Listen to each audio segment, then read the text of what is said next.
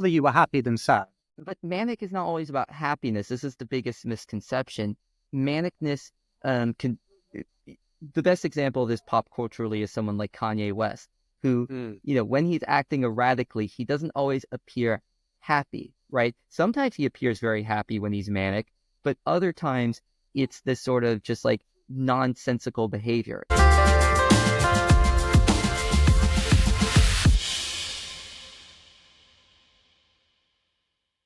This is different to my normal intros, but I'd like to introduce Anthony, who I'm just about to finish my conversation with. We've had a wicked conversation about bipolar 1, which he struggled with, some of his thoughts on where that's come from, relating it to my experiences as a child. And we're really intrigued to hear of what people think about indulgence within bipolar. Anthony put forward the idea that when you're both manic or depressive, you can indulge in certain things and certain behaviors. Have I described that correctly? Yeah, I think I really love the way you put it, and I wish I would have had this term myself before the episode, that indulgence is the theme of bipolarity. So if you can relate to that and you enjoy the episode, we'd love to hear from you about your opinions on indulgence in bipolar. I'd love for you to listen to the whole episode, but if you could comment below, please like the video, tell us what you think, and we'd really appreciate it, because I think it would both help me in understanding for the channel going forward, and also help Anthony with his work which he's doing. Yeah, it would be good for just, if I miss some sort of thoughts, it's always good to see the thoughts and opinions of anyone, whether they're academic, not academic. Prestige doesn't matter. If you have a good thought, then a good thought is a good thought. When this video eventually blows up, I think we'll have some nice comments. So thank you very much. Enjoy the episode. Well, that's a good segue, because that's why you reached out to me. You've seen my podcast on Bipolar Disorder 1 I'd had with a chap. And I really appreciated you reaching out. It was nice that you did. You come at it from a different perspective. Maybe it's good if you introduce yourself, because you typically, until now, I've spoken to people who are suffering, but you've gone into academia looking at bipolar disorder. So the floor is yours. Yeah. So my name's Anthony David Vernon. I am currently an adjunct professor at 2 institutions in South Florida. And I'm also a regularly published literary writer. And so, a lot of the approach I take isn't without personal knowledge. I don't think I would write on a mental health matter that I did not have any personal familiarity with. I think that might be a bit insulting, or even projecting in a phenomenological way that I just don't have that personal connection with. So I do write on matters that I know with in regards to mental health. But that being said, yes, I do try to, as much as possible, when I do, any conversation on a topic, try to approach it as academically as possible. Because as much as my personal matters, I want to make sure that I'm speaking to, broader experiences as much as possible, not just my own. But to be clear, you have been diagnosed with bipolar disorder. Yes. Disorder 1 or 2? And what is the difference between 1 and 2? Educate me. Well, the best way that I like to explain it, that this isn't the most helpful, because ultimately I try to avoid the DSM as much as possible, because I think there's a huge issue with self-diagnosis. I mean, you can see this a lot on TikTok and various websites, but stereotypically 2 gets seen as milder than 1. That's the best way to describe it in general terms.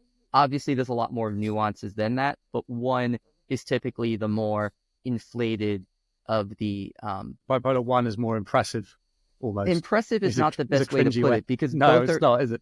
Both are impactful. It's just to say that 2 has the issue of having, and can actually be more dangerous in certain ways, even though it gets stereotyped as being like, oh, it's lesser, it's not as bad, because it creeps more, right? It's less erratic, but it can create sort of longer tendencies, right? So it's a longer drag of depressiveness, a longer drag of manicness.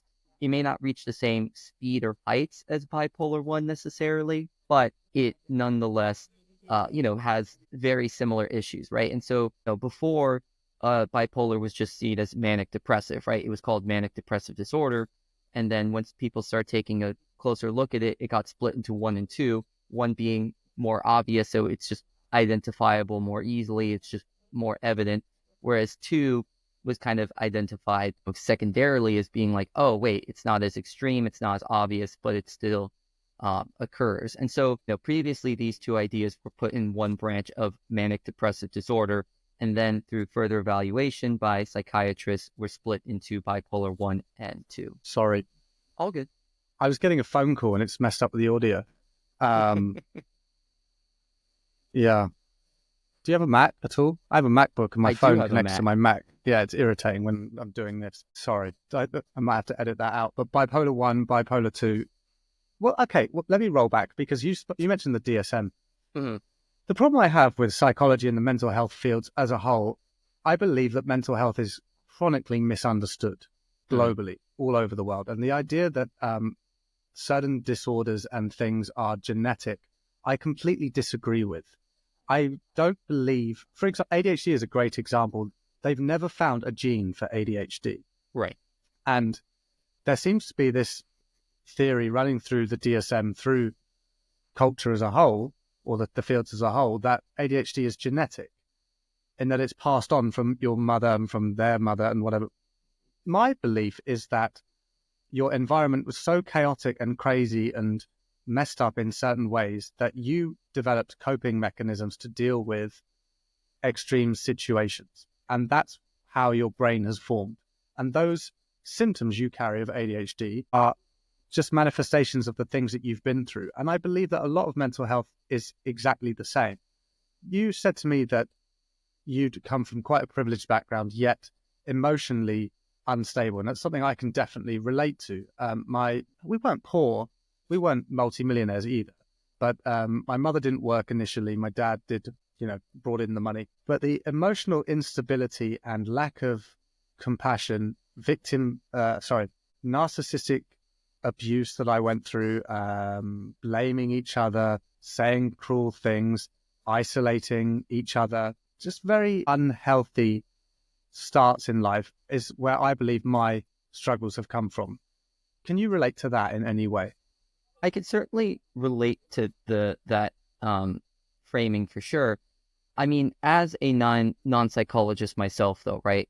To the best of my understanding, when it comes to matters of mental health, there seems to be I think any good psychology professor will say it's a matter of nature and nurture, but they won't lean to how much of one or the other, right? And nature doesn't necessarily even have to be genetic, quote unquote, because, physiological factors can feed into mental health issues, right? We could see this with the most famous example of Phineas Gage having, the pole, through his brain, and, that physiological change followed with mental changes. That being said, I'm with you that I think environmental factors in regards to mental health probably weigh more than nature factors, but, they can't necessarily be ignored one way or the other. So yeah, and I think but I'm not sure also if the DSM needs to be framed in a genetic way.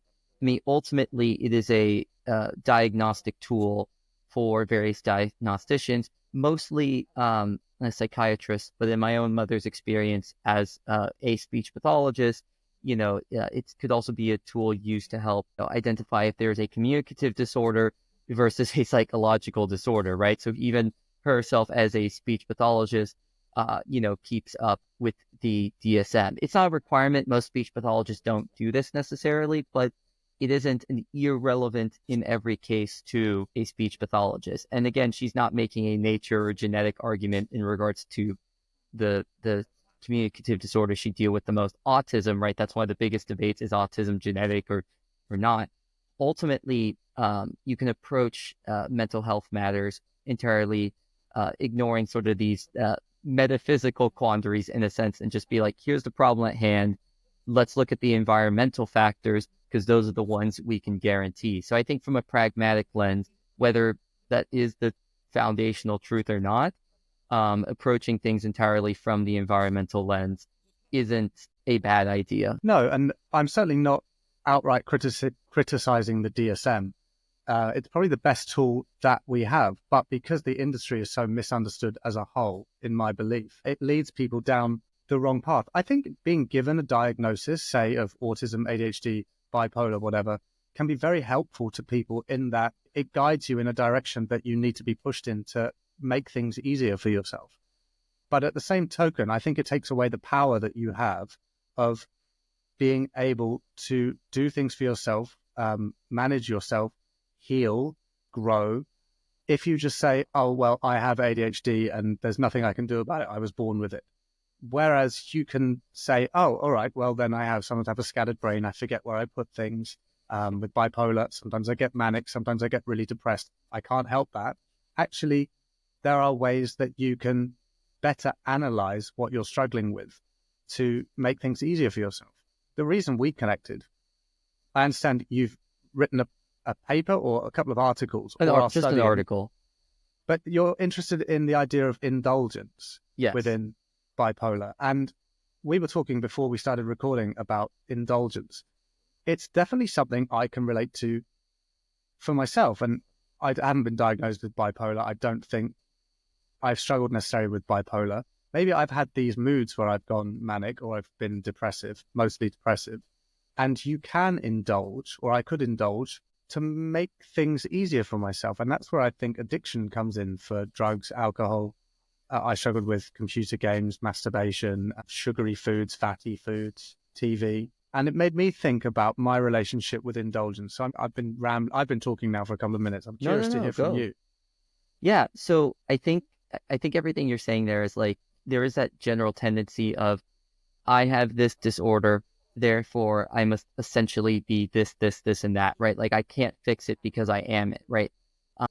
And I agree, there is that sort of tendency in, getting a diagnosis. And there's furthermore that tendency in like self-diagnosis, right? And there's a culture that sort of justifies, being that way. Not the entire culture, of course. There's large aspects of the culture that tell you to, pull up your bootstraps or, point to Marcus Aurelius. And I think, again, I think, there needs to be that balanced room for like having sympathy for tendencies that can't be prevented, right? What a diagnosis is a tendency. It highlights a tendency that people have.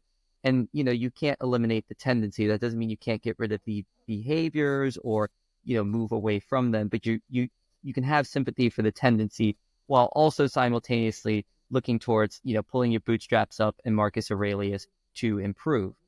And may I interrupt you while you just say that? course. Because I agree before you segue away. Because these tendencies are, to me, signs of your coping strategies for things that you've been through. So you indulge to take away your pain. I would drink because I was so socially anxious and afraid of people that I would get drunk to alleviate that fear and make it easier for me to talk to people. I would smoke marijuana because I would want to alleviate my loneliness, for example. And they are not symptoms of any mental health condition as such, but things that I'm feeling that I wanted to get rid of. And I would overindulge. So I think symptoms of certain mental health conditions should not be labeled as such as symptoms, but more behaviors that we've picked up in some cases. Obviously, that's not true in all cases. This is just my belief, and I think that's what I'm going after with these conversations, is to try and investigate. I see what you're saying there, but I think when it comes to, often just ignoring mental health, right? When it comes to, let's say someone has the flu, right? We can look at the symptoms, the physiological symptoms that they have, help us point to their sickness, right? And with psychological sicknesses, the behaviors are the thing that we have to point to, right? It's the physiological manifestation of, bipolarity or ADHD. So the behaviors are the symptoms that allow us to point to the thing in general. So yeah, it does create this tendency of treating behaviors as symptoms, which I think, normally enact ourselves in the world seems like a strange, relationship to think of our behaviors as something that could point to a sickness, because we generally don't want to think of ourselves in terms of having, our actions exist outside of a realm of like what we believe, right? We typically think of our behaviors in a moral sense rather than a psychological sense. And so I think that's why that connection sometimes seems a bit difficult. No, I would agree. I cut you off, and I think you were going to start diving in and talking about overindulgence or indulgence. For sure. And so I think, I think actually I can translate those two ideas together, both Go for it. behaviors as a symptom and, sort of improvement, right?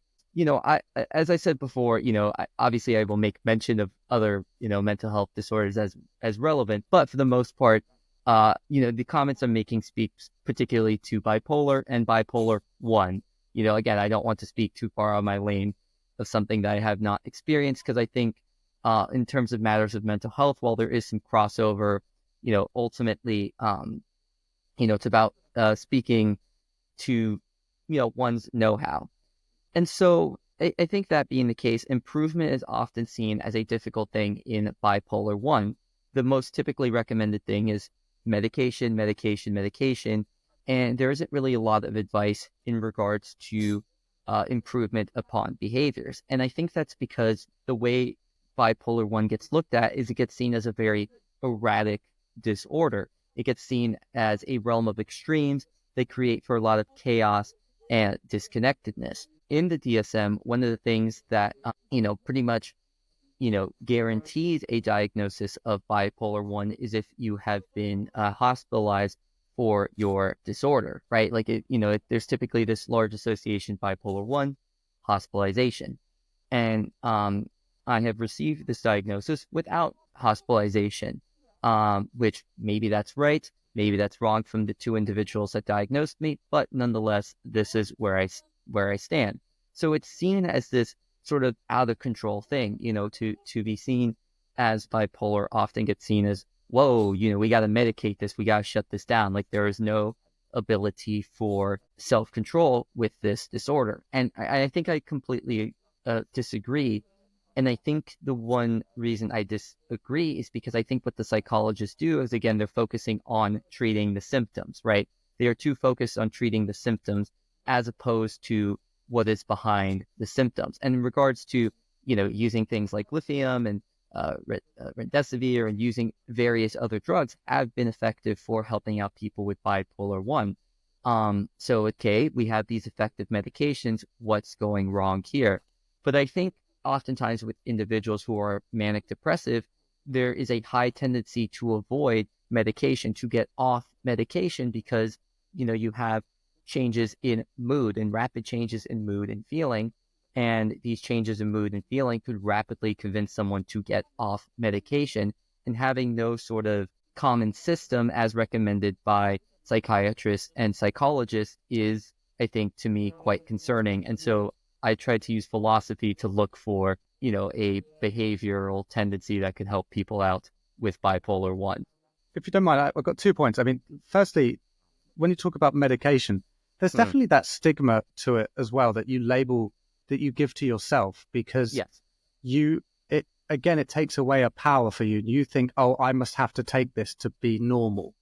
And that was something that I certainly felt when I was taking medication for ADHD when I was younger. What's the right word? You start to think badly about yourself because a normal person doesn't need a drug to be normal. And you think, oh, so why do I have to be different? Why do I have to be like this?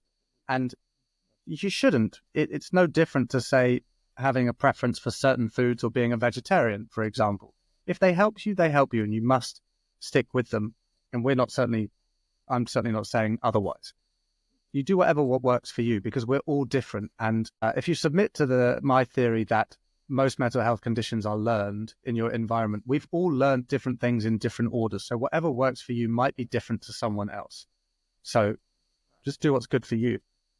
On the flip side, the second thing I wanted to say, when you talk about psychiatry and their desire to label you, for want of a better word, or to fix the symptoms, I think that there is a chronic lack of people who have suffered with serious mental health conditions in the psychology field, simply because there are a lot of people who have suffered when they're young or have struggled, perhaps haven't had the opportunity to get into these very prestigious, difficult to qualify for fields, because you're struggling with manic depressive, suicidal thoughts, addictions, lack of belief, self-loathing, whatever it is that might hinder you from your studies. And it means that to find a good psychologist or mental health professional who you really believe in and who really understands you can be very difficult because they haven't been through the same things that you've been through. And the field is severely lacking people that have been through similar things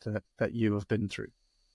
I mean, I forget the psychologist's name now that you bring her up, but there's this one psychologist, and she wrote a book about how she used to go through her sessions, she used to help out people, and then in between sessions, she would have complete psychotic breakdowns under her desk. I know the criminal psychologist, she just got her master's, and, she has her own mental health issues. So it's not unfounded in the field, right? There's a lot of people who get into psychology for that very reason.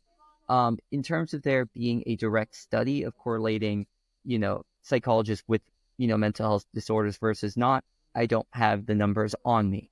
But I'm not necessarily even sure that having psychologists with mental health disorders would necessarily be helpful. Yes, in some ways, in other ways not. It would be more helpful from a personal experiential lens. But I think it's also good to have people in the field with normative minds that are able to look at this sort of stuff with a sort of cold detachment. Ultimately, I think maybe it might, obviously this would require a lot of resources. Would it be beneficial, just to use my disorder, for example, to have one psychologist who has the same problems going on, and then, later on being able to see a psychologist that has a normative, quote unquote, mind?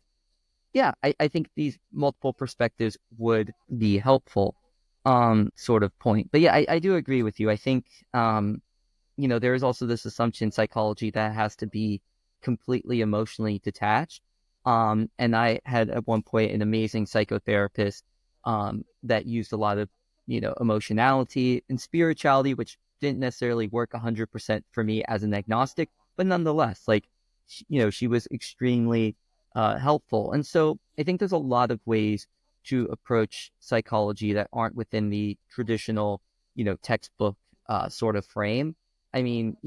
Most of the field has, for example, dissed, Sigmund Freud, who is, the big popularizer of the field of psychology, who is kind of the, father of many of the methods, that we use today. So I think psychology, given that it's a soft science, given that there's still a humanities and science side to the field, I think it, a little, has room for a lot of directions. And as you were pointing to earlier, I think people, need to find the solutions that work for themselves. It's not a one size fits all. So when I get into sort of solutions for bipolarity, I don't want this to be a one size fits all, but just a starting point of examination. And that'll make more sense as we get into sort of that idea.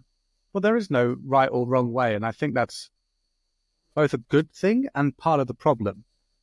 It's not an exact science, and you can't just say, oh, take this and you'll be better, or go do this and you'll be better. Everyone is individual, and some things work for some people and some things don't work for others. We're a cog in a machine of trying to make things better. And maybe this conversation in its own little way pushes things forward. But until we get there, we've still got to just do our best, I guess. Now I've really derailed the conversation twice. No, but derailments are great. I think derailments, speak to the truth of the matter. And as an instructor, I know how to get an off-topic question back on topic.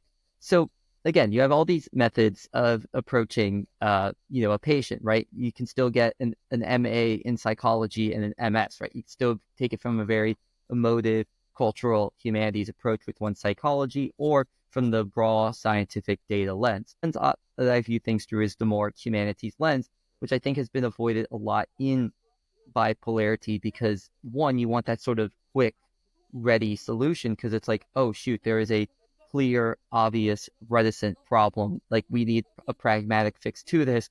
We can't focus and worry about the creative nuances or the emotive feelings behind it. It's like, yo, this person is committing some wild behaviors, right? And I can speak to myself of this person is doing something they should not be doing. How do we stop this?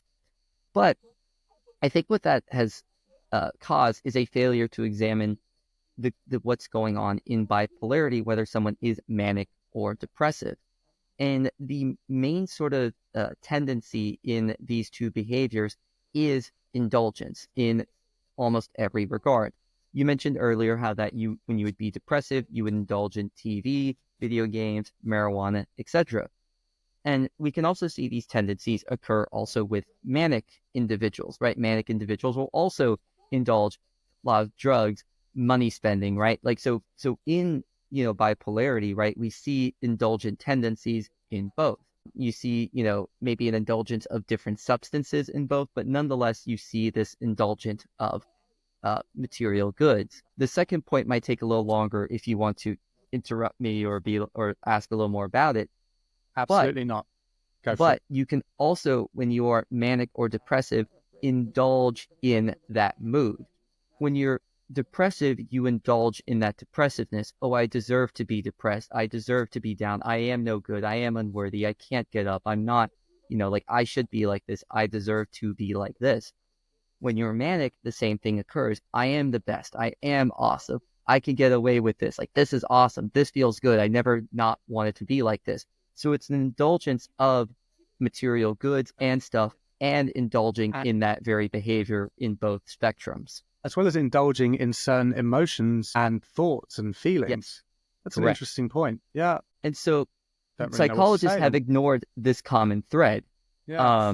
in bipolarity. And I think a lot of it does come down to what you were talking about earlier to Chris, a couple of things: the concern of symptoms and the lack of phenomenological or like personal experience with the matter. So I think on my end, I've used, while I can't speak to things, psychologically, I don't want to confirm any of these sort of things. This is just an idea to put out there. And I hope to work in the future with a friend who is a neuropsychologist at the University of Florida. I'd like to pitch this sort of idea to her and see if she'd be willing to work on stuff. But that down the road, looking at it from a philosophical lens is like, okay, I said before, to me, philosophy is about looking at the foundations of things. So it's like, okay, let's look at the foundation of what's behind bipolarity. And to me, in each and every case, it's a tendency towards the indulgent and going down the indulgent extremes of, depressive indulgent and manic indulgent, which emotionally are the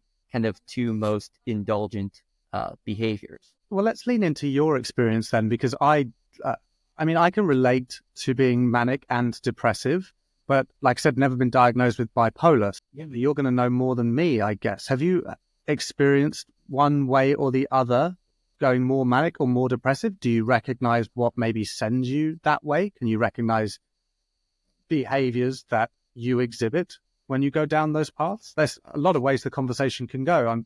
Again, I'll leave it to you. I think, there's certainly a roller coaster tendency. It's not like having a time of the month type thing going on here. But it does, there are phases and there are people who tend towards one more so than the other. So on my own end, I tend much higher towards the manic than the depressive. Well, I think that's a good thing, firstly. Well, yes and no, because I'd rather you were happy than sad. But manic is not always about happiness. This is the biggest misconception. Manicness can. The best example of this pop culturally is someone like Kanye West, who, when he's acting erratically, he doesn't always appear happy, right? Sometimes he appears very happy when he's manic, but other times it's this sort of just like nonsensical behavior. It's a neuroticism of justification of like, I can do this, I can do that, I can get away with it. My writing is so good, my music is so good, my philosophy is so good, right? It's this super hypeness that has a lot of good tendencies with it, because you don't, because people in a manic phase, just they blow off things that lower their confidence a lot more easily and run towards those things which build up confidence. So in those times of manicness, you are, you kind of just ignore what's actually happening around you for what's justifying your current hype.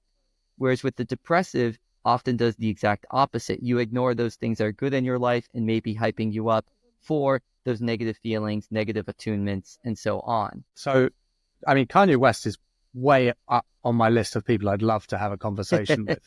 I think he's a super interesting dude and I love his music, but clearly troubled. He is a very good example of who we could reference when we talk about bipolar. Yes. Because maybe he's using I think he's lucky in that he has that creative outlet and he has got to the place where he has those positive distractions that he can use when he's manic. I've no idea what would happen if he was depressed. But no, actually, he has a lot of negative distractions too, because he has all the money in the world, access to women, access to this and that. He's able to indulge in whatever he wants. So actually, I think Kanye is in a very dangerous place for himself because he has the money, resources, access to surround himself with yes men, as shown by his recent addiction to nitrous, where in the same conversation he has, God, Milo Yiannopoulos of all freaking people, but he has Milo Yiannopoulos and, some random tattooed up dentist, which, again, very Kanye things to do. Okay, wait, let's slow down. Hold your thoughts, because this is new to me. I have no idea what's happened, so educate me. Yeah, but nitrous being the laughing gas. Yes, Kanye has taken up an addiction to nitrous gas. Okay, right. And in this it is fun. I've tried it.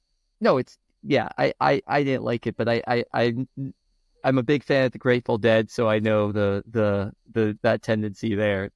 Crazy dentist Milo Yiannopoulos in the same chat with Kanye West. Milo Yiannopoulos says, "Hey, get off the nitrous, get off the nitrous, get off the nitrous."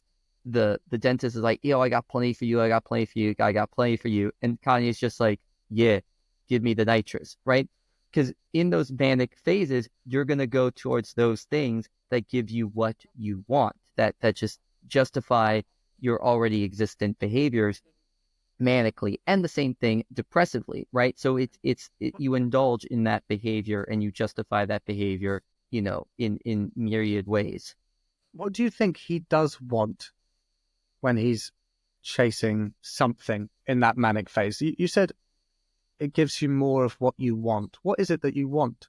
No, it doesn't give you more of what you want. You justify more of what you want in that moment. And given manicness can be quite, personally at least, I can speak to, and I can just, see my reflections in myself of Kanye West, wants can be very erratic, just like any other desire. We can point to Lacan here, that, desire is the desire for desire, right? Like, so in the same way, manic desire is pretty erratic and inconsistent and very momentary, right? It's not to say that like 1 second to the next it's going to absolutely change, but it's not consistent in what you're manically desiring. And we can see this in someone like Kanye West, who shifts from music to fashion to, lately he wants to do porn production, right? Like all, these various outlets. And I could see this in myself. I'm someone who's a philosopher, literary writer.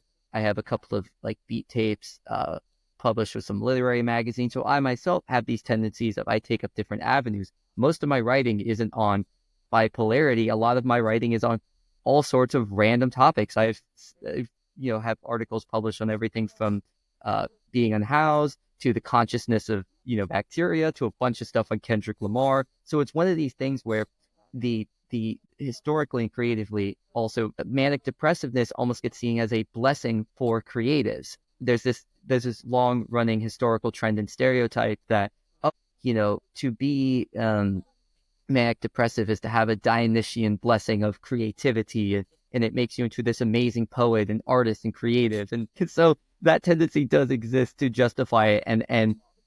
And no, we shouldn't be using mental health to just justify, personal suffering through the ability to create art. Because I can tell you, like, limiting those sufferings as much as possible does not make you a worse artist, in the same way that like getting off of drugs isn't going to destroy your art or your craft.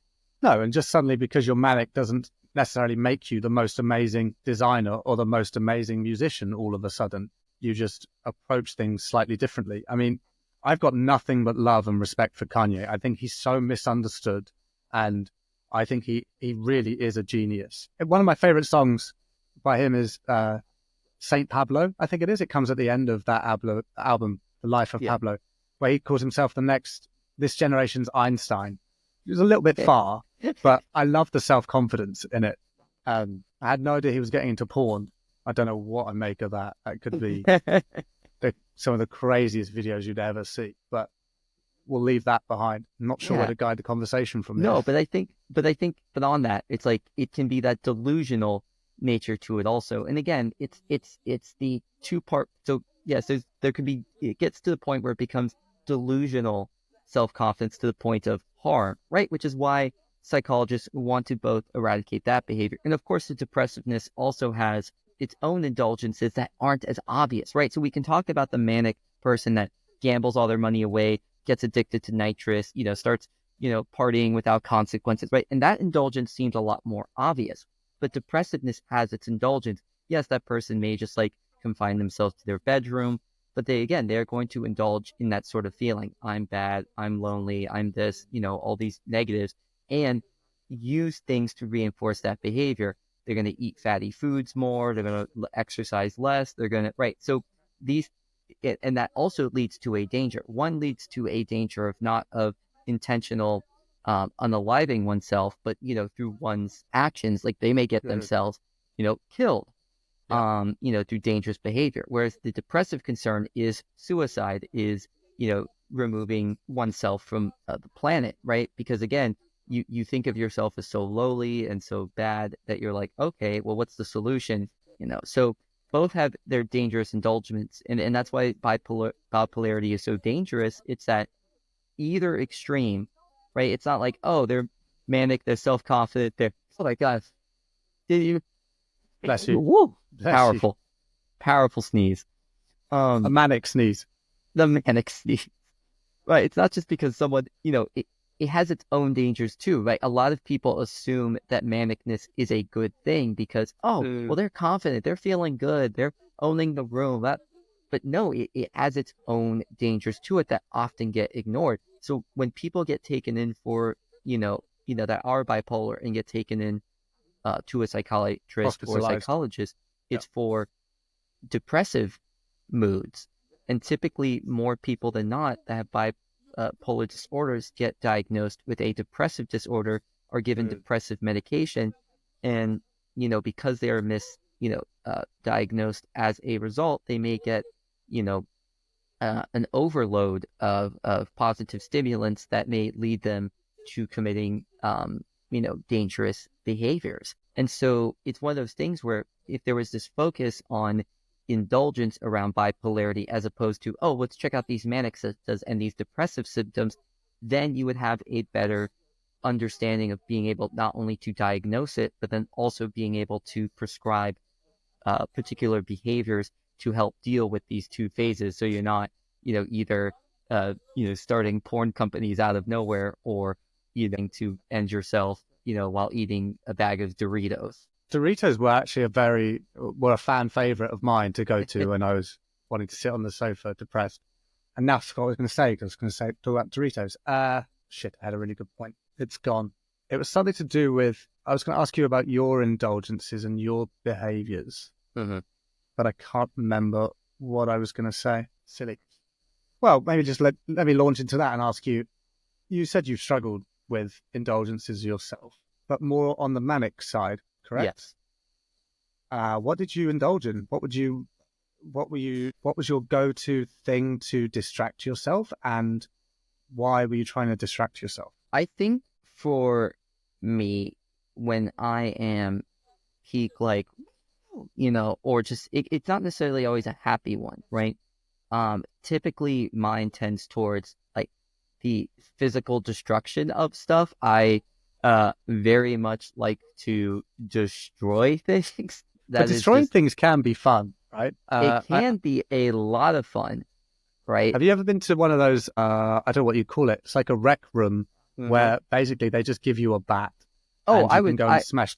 Oh, I could probably use those. It's actually something I would do myself. What I would sometimes do to get out that energy so I wasn't putting it somewhere else, I would literally go to dumps and find, something that was like on the edge, like not in the dump itself, like some big destroyable object, put it in my car, take it to my backyard, with this metal bat that I owned. That got completely scuffed. It was fun, and it's actually a behavior my mom ended up supporting. Meanwhile, my sister's just looking outside and going, just go for a run. So, yeah. Just like, and then she'd go to my mom and be like, no, Mom, this is crazy. And my mom's like, well, at least he's not doing, At least he's not hitting you. Well, no. I would never even dream of doing such a thing. Like, I will admit this, right? Like, there's no such thing in terms of a DSM, but like, my as I mentioned before, as someone who's not hospitalized despite bipolar 1 diagnoses, I guess if you want to be technical and say I have a mild case of bipolar 1, if that even means anything, but that being said, it's not to, it's not to justify or be like, oh, I'm better for having it mild. It's just to explain. But yeah, like I've been lucky to have relatively good self-control compared to a lot of peers or other people who've had my same diagnoses. And I don't know if it's something I'm doing or if it's just something, that is naturally endowed in me. No, I was going to say that to you. You seem relatively well put together for someone who struggles. And again, that's where I find it difficult. Just because you have bipolar 1 doesn't mean you're some absolutely mad, crazy person. I don't Right. think anyone with a mental health disorder should be necessarily labeled as a crazy person. You have a certain set of behaviors that supported you for a time, and now they no longer do, and you're trying to work on yourself. Yeah, I mean, I'm going back to talking about my lack of faith in the mental health fields as it stands at the moment, but I'll go back to what I originally asked you. I asked you about your behaviors and Yes. the things you were trying to alleviate. You said you would go to the dump and pick up things to smash up, to take out your anger on. But what is it you think you were indulging on at that point? Was it indulging on anger? Was it No, indulging I on love that feeling. So I what have feeling? been someone who's walked down the street and just like, in the, like my manic mood, I've just gone like punched a stop sign and just been like, just yelling at the top of the lung, whether with friends or even just by myself, which is that a normal behavior? Is that if you saw someone down the street going like, no, that is a I really respect you for admitting it. It takes a lot of courage to just say stuff like that. I mean, I've punched myself in the face before when I've been so angry that I've given myself a black eye. In fact, I did it in front of friends like a couple of years ago. I punched myself so hard playing a football game because I'd messed up that I gave myself a black eye. And I think we all do dumb stuff like that occasionally. yeah, People who are suffering with mental health conditions, and it takes courage to admit it. But yeah. yeah, Yeah. continue. So yeah, there's nothing to hide. So I think for me, like when, I don't know, like I think I've taken a lot of joy in, I think physical confrontation, in even though I mean, the scrawniest man alive, basically, nonetheless, like I like that physicality. And I think it correlates to sort of a lack of confidence in myself from a physical perspective, right? Like, again, I just made fun of myself for being scrawny. And so, it comes from that in part, and it comes from a myriad of other things. But I think in my own case, right, like, while I could turn this into an episode, psychoanalyzing myself, ultimately, I think instead, um, what your whatever your roots of indulging in something is, I mean, it's not the only thing I've indulged in. Like, I've gotten off of pretty much every substance, but man, like when I drunk, I used to, drink to the point of puking. I could never drink without puking. When I'd smoke weed, it Or would never be, just have one drink. You have to have 20. yeah, no, well, shoot, I go quicker than 20, man. Once again, 20, I would not be here. But yeah, so it's like these tendencies were not just like that physical behavior. There was substance behaviors. There's uh, um, the lustful behaviors. These right, all of these behaviors exist. Whatever your go-to, sort of indulgence is, right. I think people are very quick to pointing out, okay, well, if I get rid of this behavior, then I'll be fine. If I get rid of this behavior, I'll be fine. And I think we miss the forest for the trees. It is helpful, to get rid of behavior that's negatively affecting you, but all your problems may not be based on alcohol. For an alcoholic, yes, that may be the fundamental behavior. That may be the foundational thing. But for someone with, bipolar disorder, getting rid of alcohol will help. Getting rid of marijuana may help. Getting rid of porn addiction, getting rid of physically destroying property may help. But ultimately, that's a bunch of trees that will start clearing out the forest. But again, it's more important to look at what do all these trees have in common. And I think that this is, the failing of modern psychology to have that scientific rationalism, which is very helpful to be like, okay, let's look at all these trees and know everything we need to know about these trees. And they miss the humanity's tendency, the synchronization of quote unquote forests. It's interesting you say that. I think a lot of the best way I can relate to some of what you said is through my own experience, and I'm happy to share it. I think a lot of what I struggled with was loneliness and the lack of feeling loved. And when I discovered or understood how to really love myself and understood that I was loved by the universe, by God, whatever, it helped me get through so many things. And I think you're right that there are underlying reasons why we turn to alcohol, marijuana, wanting to smash stuff up, sex, pornography, whatever. And that's the key to really helping people. I'm going to put you on the spot now. What do you think is the link between those things? The link between those behaviors? Yeah. Well, you said indulgence is what we're talking about. Yes, that is the link. So I think in of itself, the indulgent tendency is but the link. You indulge for a reason. Well, yes, you indulge for a reason, but ultimately, it's always going to be, what's the word I'm looking for? A different reason for the person, right? So when it comes to why someone indulges, again, we'd have to go through every person that's indulgent, but ultimately the common thread in bipolarity is between the manic and depressive, right? These two, very large factors that psychologists have had a long time linking together. My proposal, again, I don't have this as a solid for sure. This is just a, let's look on this further. Progress. Yeah, this is God, so much work in progress, and especially would want to collaborate this with on a proper psychologist, right? This is a philosophical lens. I am not fully justified. I think I'm more justified than my other philosophical peers out of personal experience and out of willingness to research and work with the psychological community on this. But the common thread, at least in bipolarity, is indulgence. And these are different common threads for different disorders, right? If someone has hypermania, okay, they may have a different sort of, indulgence behind them. If they are, have a depressive disorder, there may be different tendencies. But at least in the case of bipolarity, the common link is indulgence. And the reason they get to that indulgence differs between X, Y, and Z. I'm thinking about you and wanting to smash stuff up, it sounds like such a criticism, but it's so much fun. I used to go to a posh English grammar school, and they'd have a school fair once a year, and people would bring all their old china, and you could get the cricket ball, which is like a baseball for anyone in America, and just throw it at these shelves and try and smash up as much of these old plates and cups as you could. It's fun, especially as a boy, just smash things up. But I don't know if you answered my question before. Do you know why you would indulge in that behavior? No, I could answer the question, but I don't. I'm not against being self-focused, but in terms of smashing, I think there's myriad reasons. The one reason I answered is a tendency to enjoy violence, as one, and I could psychoanalyze that in a positive, but in a positive way. I think yes and no, because again, sometimes when I was manic and smashing stuff, it'd be like, this is the time of my life. Yeah. Other times it'd be like, I hate the world. Yeah.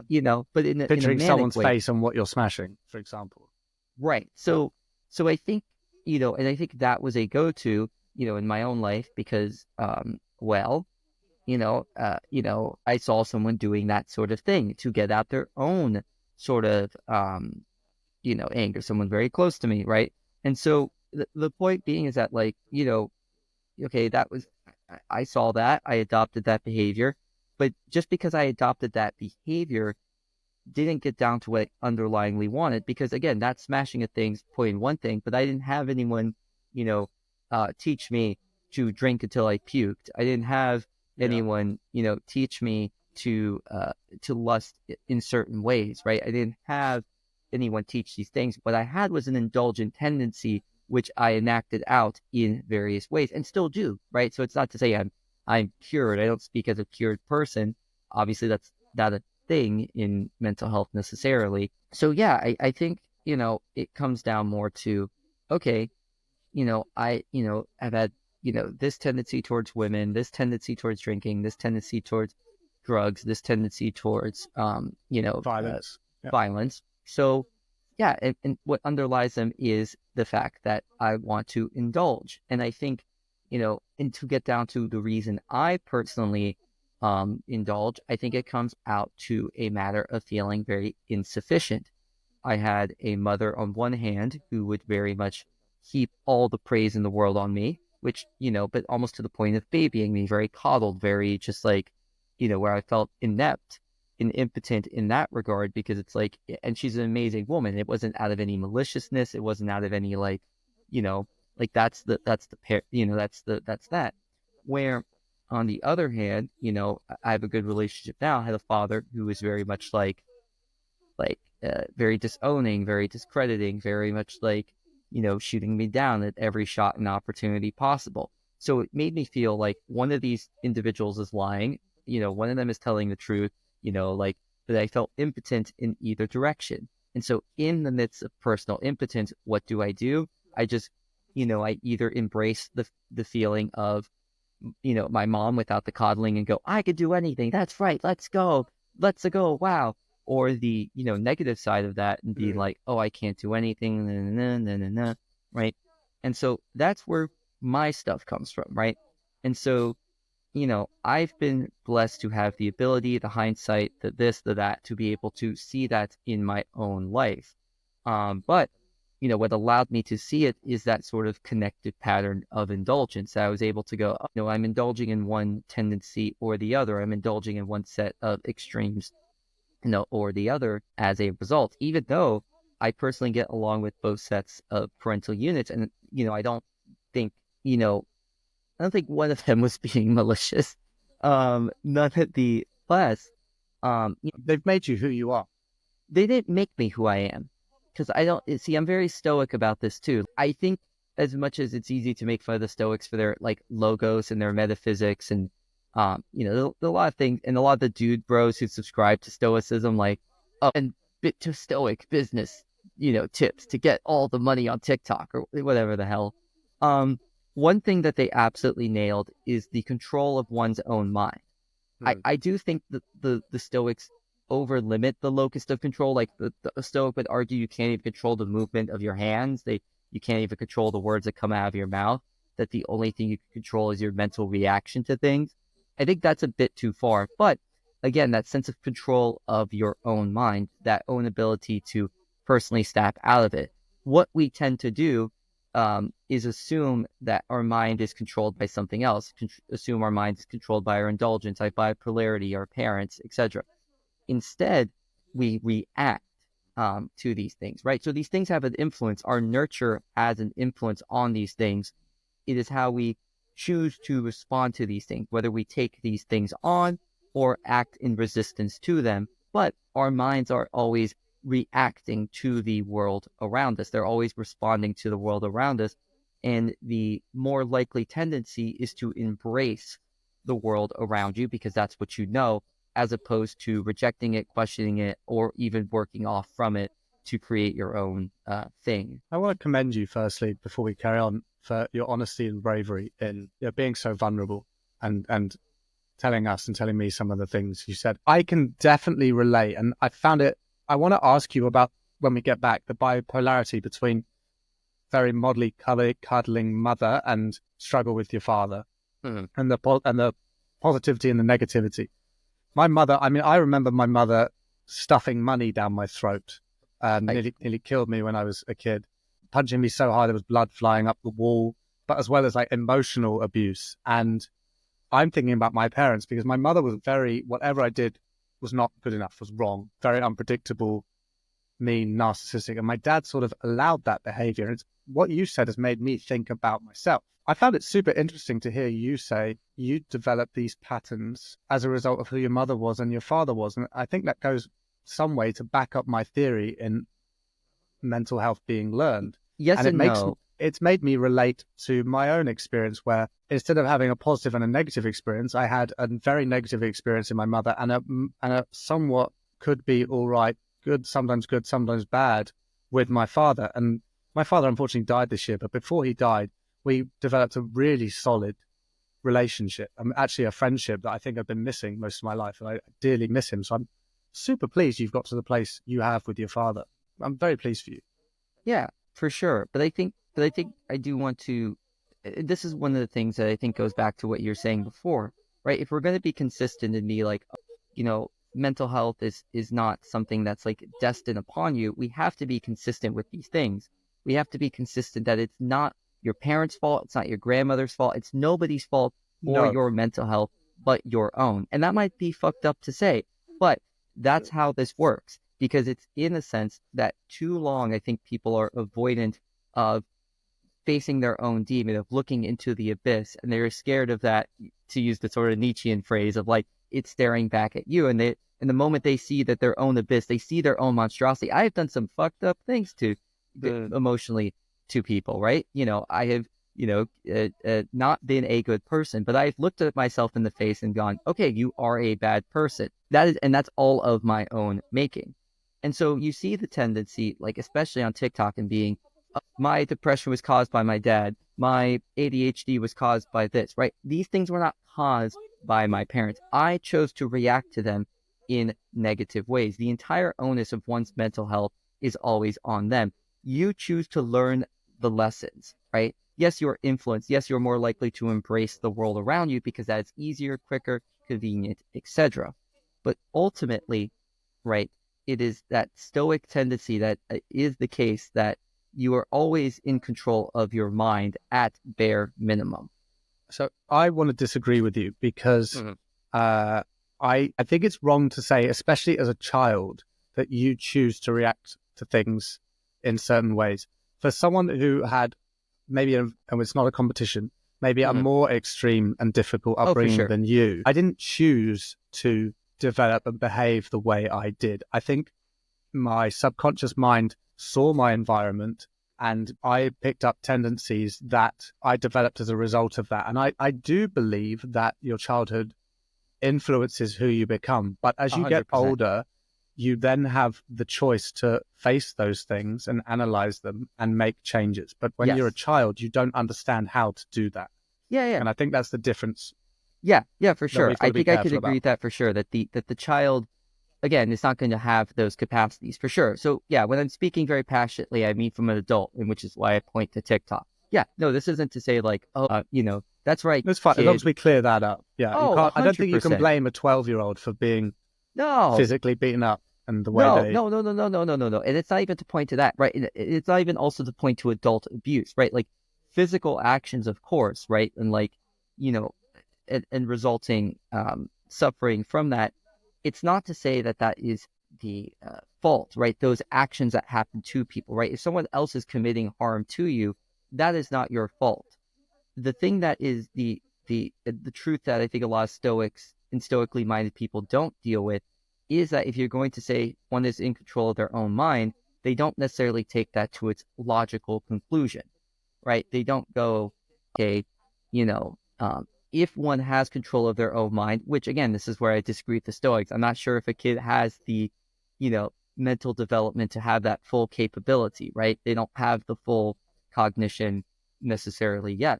But once you reach, an adult age, which may not even be 18, but we could even say after a certain adult point, that could be a range of ages depending on the individual.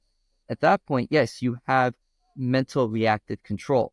This doesn't take away the harm that's happening to you.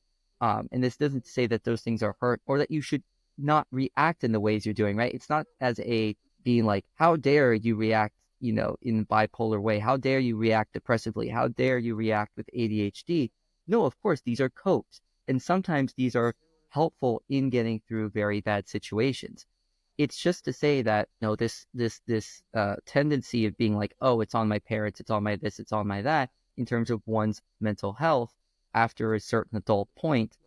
No, because it becomes a choice after a certain regard in that particular aspect. Which, yeah, Agree. I think I want to. I think we're saying the same things, but yes, we've not said them together. I firmly believe that your mental health struggles are caused by your environment, and therefore you can blame your environment on your caregivers. And there yes, are logical reasons and causes from things that have happened to you or things that you've experienced that cause your mental health struggles. but they're definitely caused by things that you've been through, but refusing to change them and get hold of them for want to focus blame, that is completely on you.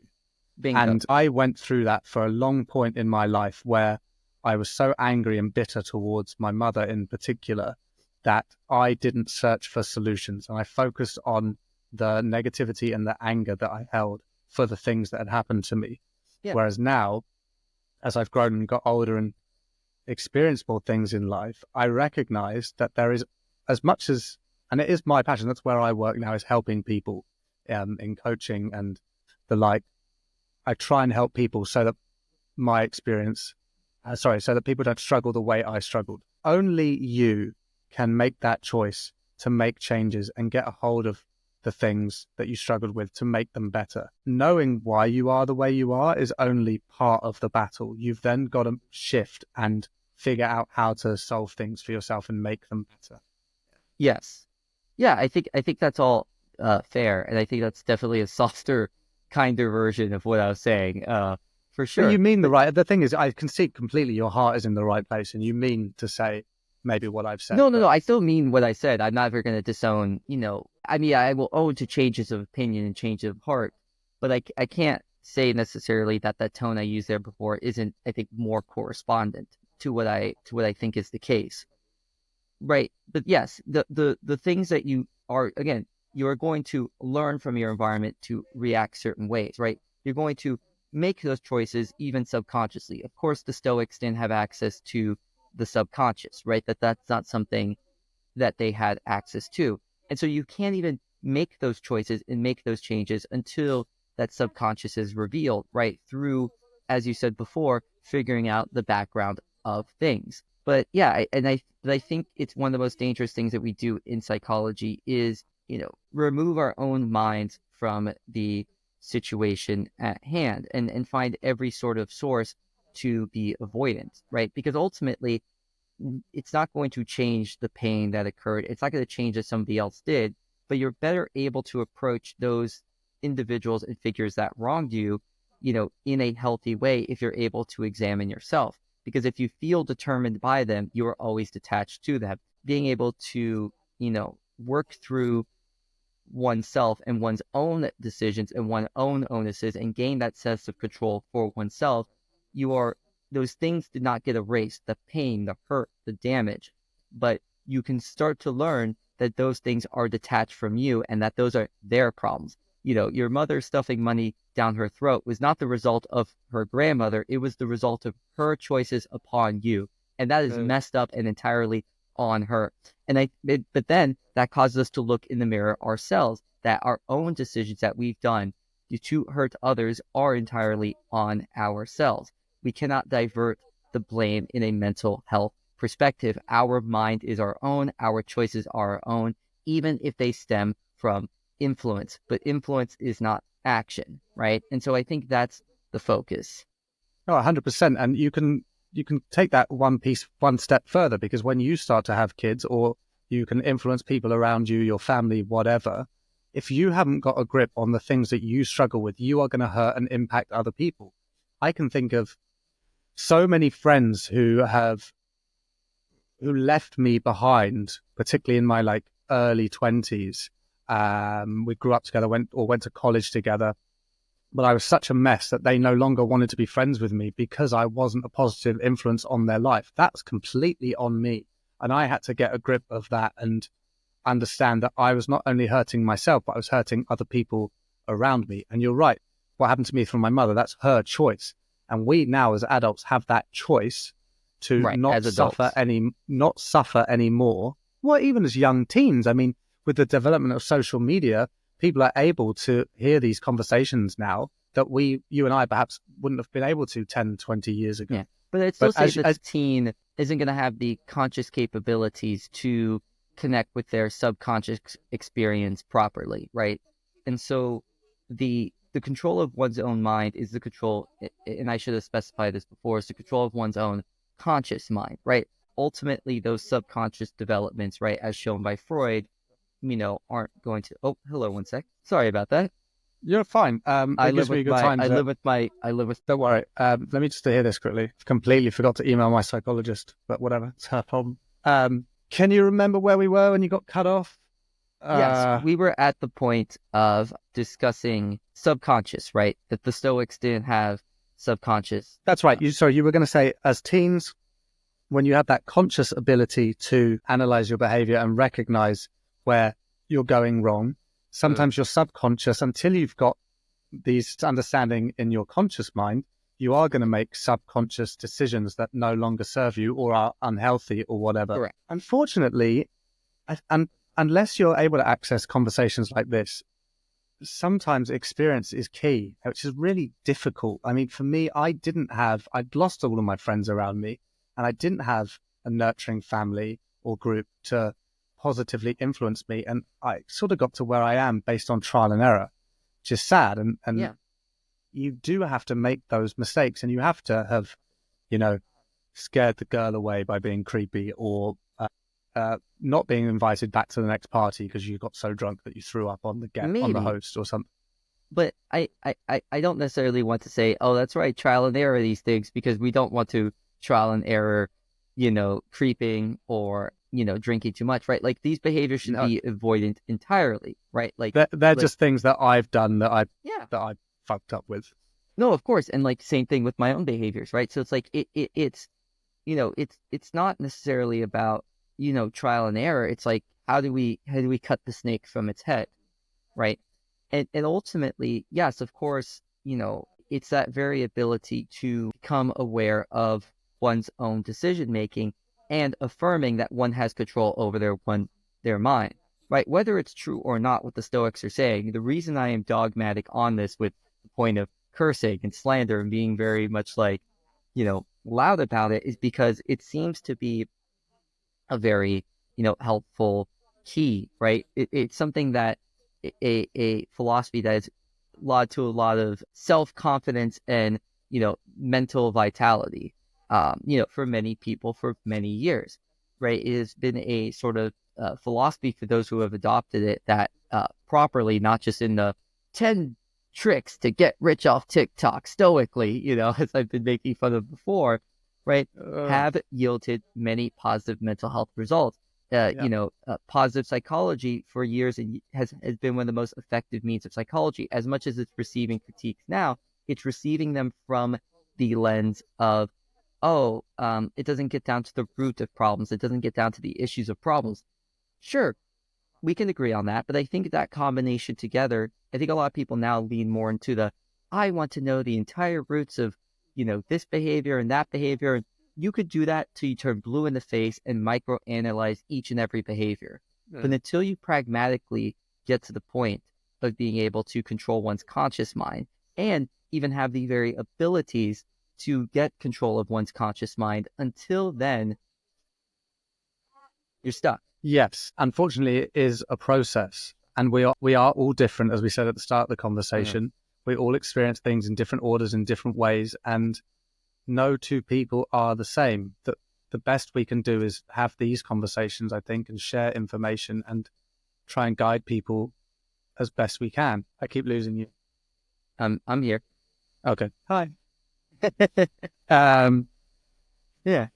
No, it's a rough place to work from, because if we adopt this yeah, it position, is. right, we don't adopt the position that the, physical harm is one's fault. We don't adopt the position that, things that happen to you are one's own fault. But we ultimately then have to adopt that rough position that your corresponding reaction to those really tough things becomes your fault. And that can create a lot of argumentation, create heatedness between us earlier, but it's a rough thing to deal with, and it's hard for me to say, because it's like, you don't want that to be the case scenario, but it seems to be the case scenario. That again, you're not gonna at an adult level, right, to be careful with these things.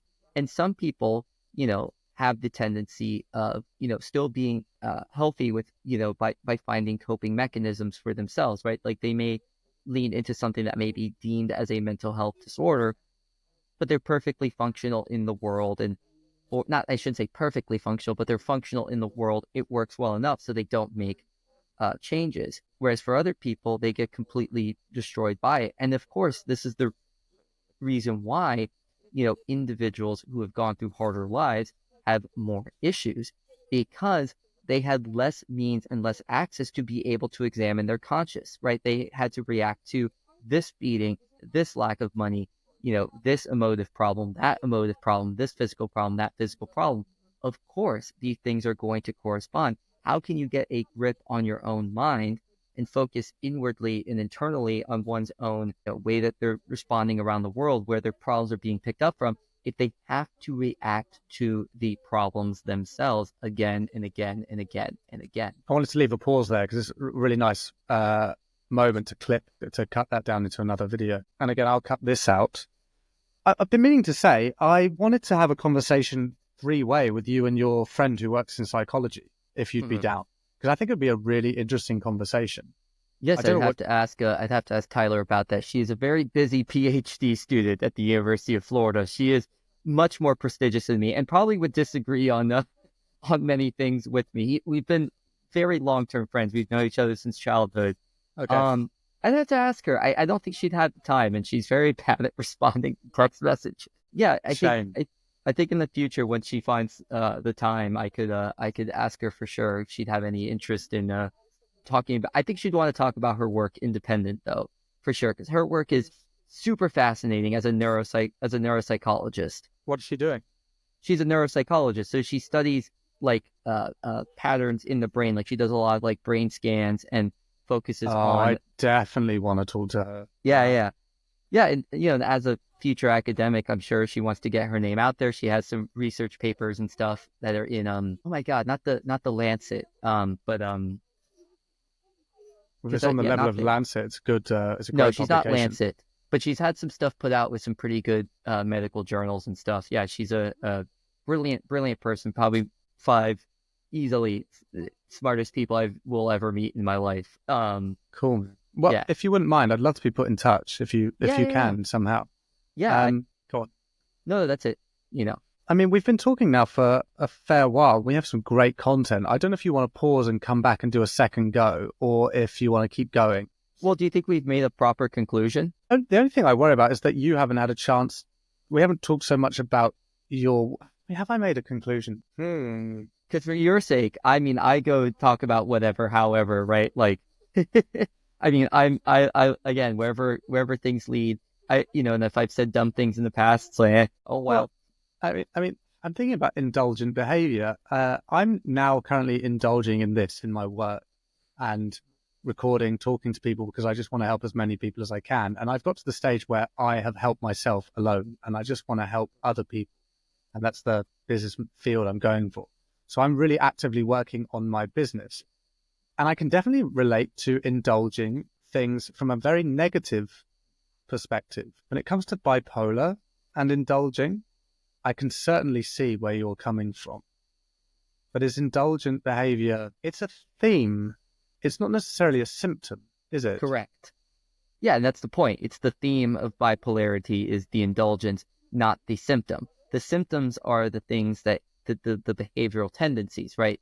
The erratic behavior on the manic end, the depressive sort of, self-harm behaviors on the depressive end, and the indulgence is the theme behind those things. And so for me, right, like ultimately with a lot of the statements I make on the stoicism end or the indulgent behind, right, come from a philosophical lens. And there might be a million trillion science papers that are much more legitimate than anything I've said that I think you've made a ton of sense. You don't give yourself enough credit.